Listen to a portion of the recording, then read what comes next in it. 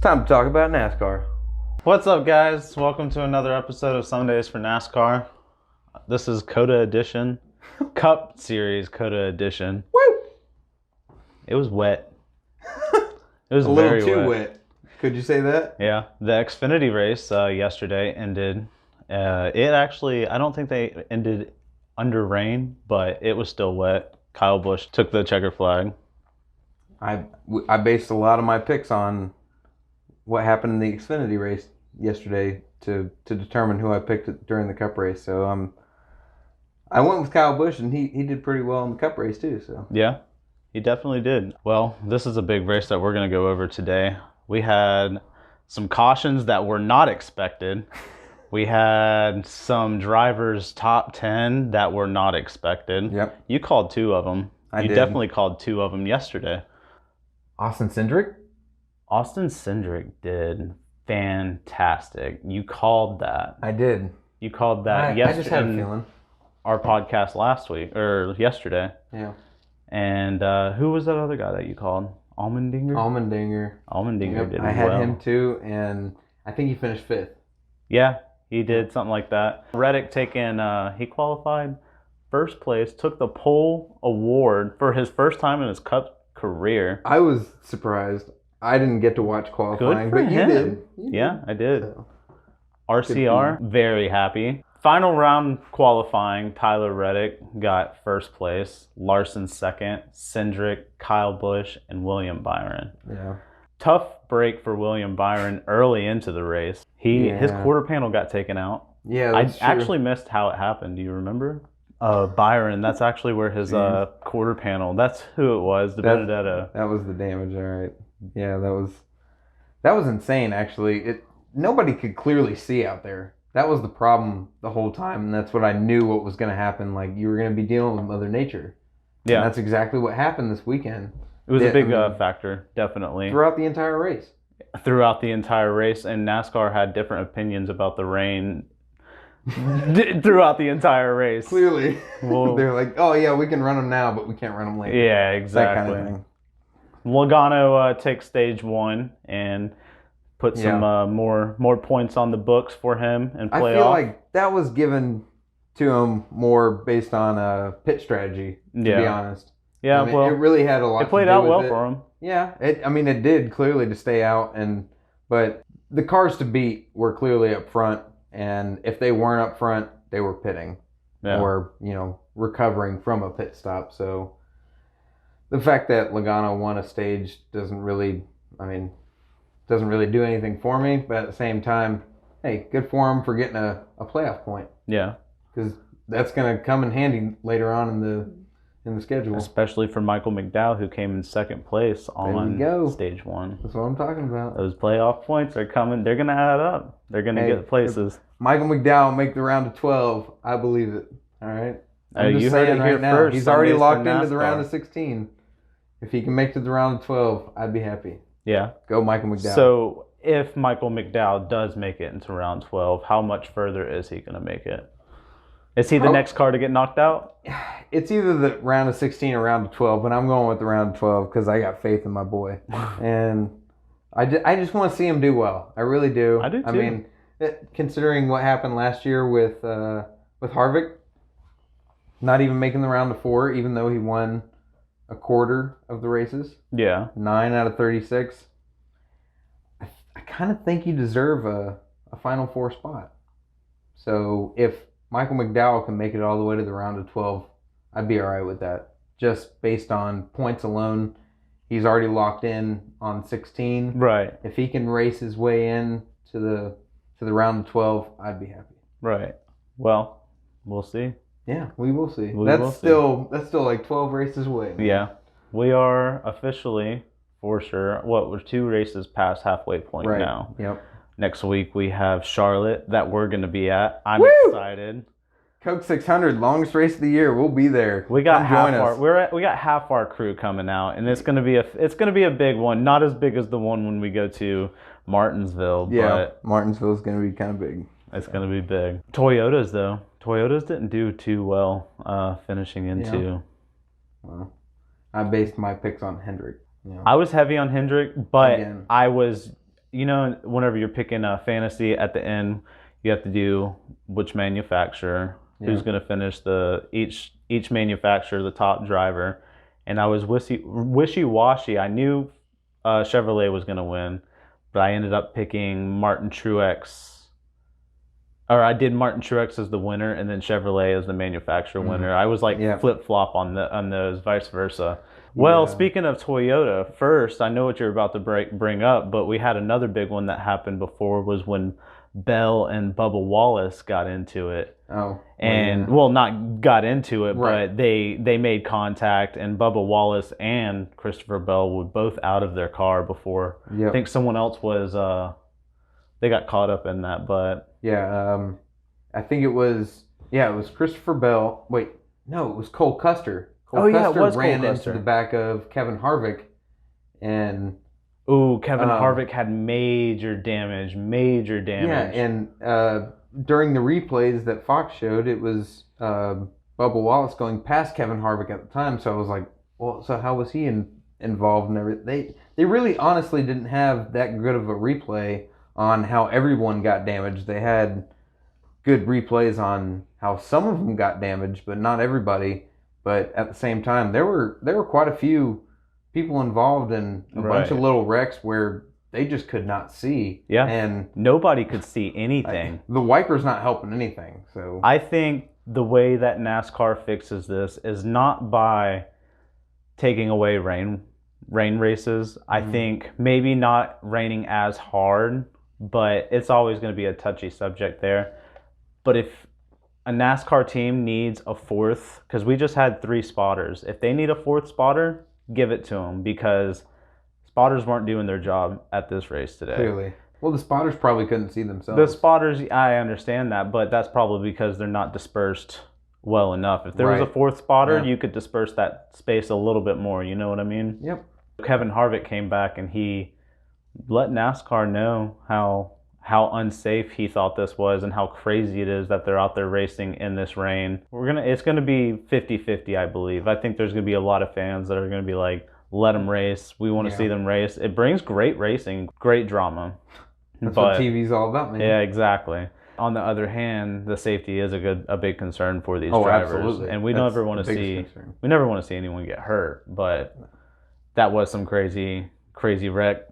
Martin Truex, like you were saying. Go ahead. I mean, when Cole Custer ran into the back of him, his car went at least 3 feet in the air, I'd say. So Martin Truex was going into a turn.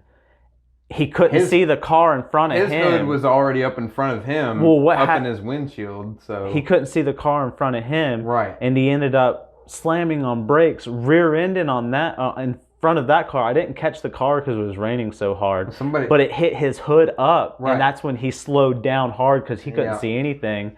And then Cole Custer came in.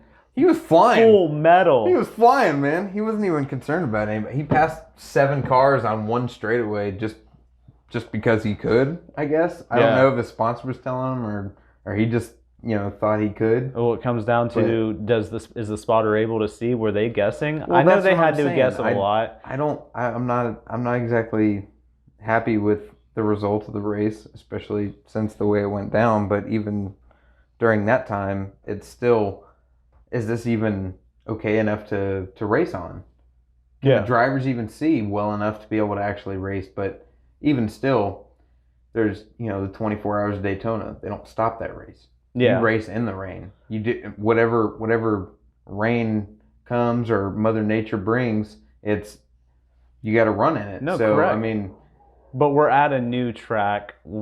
Haven't ran this before, and I think that's going to be the biggest factor. That was my problem with it. And I actually heard, I think Jeff was the one that said it on TV, that he said that when it rains here at that track, it's like the wettest out of all of them. They said that it didn't even compare to Daytona. Yeah. And it's pretty crazy because we saw that today. We saw a lot of puddles accumulating. Yeah. Formula One, when it rains there, they're not racing. They don't race anything at that track at the rain. So NASCAR, I believe, I could be wrong. There's always that. You can always just say that. We can just stop whenever the we want. Kyle Busch kept taking the widest turns. Did you see that? They kept overturning, but I understand because everyone was doing it. That's a but veteran driver it was move. raining so hard, I thought they lost control and they were about to hit the wall. I thought the same thing a couple times. We were cutting blades with how close they were to the grass and that tire. I'm telling you, they were cutting them perfectly. Oh, yeah. And that's how Kyle Busch got that big run. He got a big run at what was it, after stage 2? He was leading basically the entire race. Oh yeah, he did. Really well. After stage 2, he just jumped right on out there. Chase Elliott was quick to be on his heels. KFB, man. Kyle Busch did great. He always does great. Yeah. We were actually talking about this earlier. You either love him or you hate him, and he's the attitude that NASCAR needs. Yep, that's exactly right. It keeps the drama into NASCAR. We need characters and personalities like him. We need the guy to hate. Chase Elliott took second position for stage 2. Well, we all thought he was going to be there, right? Yeah. Everybody had him in He's a late bloomer. Yeah, he's a good driver, damn good driver, but absolutely. he always makes his moves later on into the race. Yeah. And we had Tyler Reddick, he came back. He dropped back starting from the pole position in stage 1. I forgot how far back he dropped, but stage 2, he came third place, which is pretty cool for him. Pretty cool for him. Stuff. He's showing that he has what it takes for these road courses. He's a contender, black horse contender. Yep. I would put him a little bit more than a black horse, but I feel like dark horse. We'll see him fighting for the last couple spots in the playoffs for sure. Austin Cindric, you called him yesterday on the phone. Hey, Austin Cindric, pick up your phone. We're trying to do an interview. Sundays for NASCAR. Just kidding. But you called him to do a great job today, and he did. He killed it. How'd you know that? Why didn't you tell me to play him in my lineup? Well, I did tell you that. Yeah, you did. He's always around in the Xfinity races, especially on the road courses. He usually wins those, to be honest with you. And he's been called up by Penske to run a whole another car during certain races of the year. And they're all road courses. And guess what he does? Finishes well. He does well. Very well. I tinkered and took him out last minute on my fantasy lineup. I know. I told you. Why didn't you tell me? I knew low-key. I was beating myself up for not playing him, though. Well, that's all right. Who else was I talking about? I think Michael McDowell. Michael McDowell, yeah. Michael McDowell showed up today, just like I said, because even though he hasn't won any road courses, he's still always there at the end. And it was a good points day for him. I'm telling you, like, when I was looking, I think he got 38 points for me today. And that's pretty good, considering the fact that he's usually around like 25, 20 points. Yeah, per exactly. Race. So exactly. It was a good points day for him. I didn't think he was going to win, but I knew he'd be up there. Yeah, definitely. This is where it gets picky. Touchy subject. NASCAR made its called the race, 14 laps to go. I'm upset as a fan. I love the fact that Chase Elliott won. Love it. Huge fan. Is a huge fan. You have his tattoo on his arm. You got his shirt on. Love the guy. There should be an asterisk next to this name at this track. I honestly don't think that they should have run to begin with. In the rain. We needed to at least run this place one time without the rain. I like the rain, just saying. It definitely throws something else in there, but if they're going to call it based on extra rain. Yeah. Whatever that means. That's the gray area of NASCAR. Hey, it's NASCAR, man. It's fine. Like, we're not hating on you, NASCAR. We love you. We're gonna support you no matter what. Sundays for NASCAR. Sundays for NASCAR loves you, NASCAR. It's a little ridiculous. We have 14 laps left. They've been running in the rain all day long, all day yesterday. Qualifying practice. Give me whatever you want. Yeah. We can't finish the race because there's extra rain. And I think that has a lot to do with what Kevin Harvick said immediately after his wreck. Hey, it may be. I think so. I think so. Right. Because I didn't see as much rain as I did. Dude, yesterday was bad for the Xfinity. They raced hard and they finished the race. I know they didn't finish the race under rain, but they could have gotten back out there and finished the race. I mean, I watched the truck race and it was raining on them. Unless a thunderstorm was happening, but I didn't hear the lightning strike. We could be wrong. Do you know? Can we get this fact checked? I'll tell you right now, it's partly cloudy and no rain at all in Charlotte, right? Oh, wait, that's Charlotte. Just kidding. So for next week, can I get a fact check on that? It's still raining very hard in Austin, Texas. So I don't know if there was lightning. I don't know if there was lightning. I didn't see yellow on the Doppler. Well, just very NASCAR, you could have done better. I wish you would have done better because I'm glad that Chase won. I'm a supporter too, but I would have liked for him to win it. Fairly. I think he should get an asterisk right next to his name. That's what I'm saying. Won by default under NASCAR rules. This could have gone any sort of kind of way. You can almost compare this to Daytona, Talladega, where anyone can win that race. Now this race, having known the facts going into it, if they were going to actually shorten this race up at 14 laps, I guarantee you a lot of people wouldn't have pit. They would have stayed out, and they would have waited until there was an actual caution that came out. Yeah. Anyone could have won this race.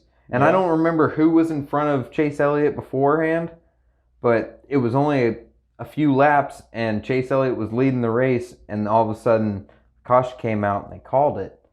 But before that, we didn't know who was actually going to win that. It could have been, who was it? Larson was up front, and Joey Logano, Ross Chastain, and AJ Allmendinger. Right. That was the finishing positions under red flag. Right.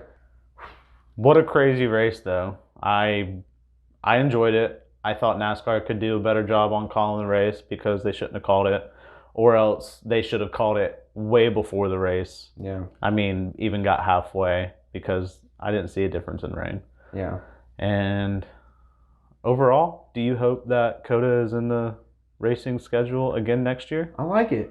You know, it was interesting. This is a very different road course than all the other ones that they've ever run at before. So I'm happy that they're trying new things. It's kind of weird that they decided to run the first one in the rain and then call it. You know, the other day I was driving up in Gainesville and I drove past Road Atlanta, and man, this road course is immaculate, even driving by. Yeah. I wish NASCAR would come to Road Atlanta. Road Atlanta? Road Atlanta is just come right on, down NASCAR. the road. Bring it on. And then, you know, we have Atlanta track 2 times on the schedule again. What if it was Atlanta and Road Atlanta? We had a super speedway, and then that would be awesome, man. Definitely be going to both dates. Yeah. Yeah. But we got Charlotte next week, like we said. May 26th and 27th, we're going to have a keg. Free alcoholic beer to people with a valid ID, 21 and up. Yeah, bring your ID. Yeah, we definitely will be checking. But it's going to be fun. It's going to be big. We're going to have a Snapchat filter, too. Not letting anybody know that yet, so spread the word. It's going to be awesome. We're going to have a great time. We'll be there all weekend from Friday to Monday. Come on around. I'm sure we'll put our location out on all social media so everybody can kind of stop by and say hello, make videos, pictures, we'll do whatever you want. We'll be handing out free merch all day, all weekend actually. So if you see us, you're not walking away empty-handed. Yeah. We will be there all weekend. We will be walking around. Well, Sundays for NASCAR is going to be present at Charlotte Motor Speedway this coming weekend for Memorial Day weekend. So everybody show up, keep an eye out for us, and we'll be there. I think you'll say we'll be there, correct? Yeah, I'm pretty sure I said it like 6 times. Wanted to make sure I said it. We'll be there.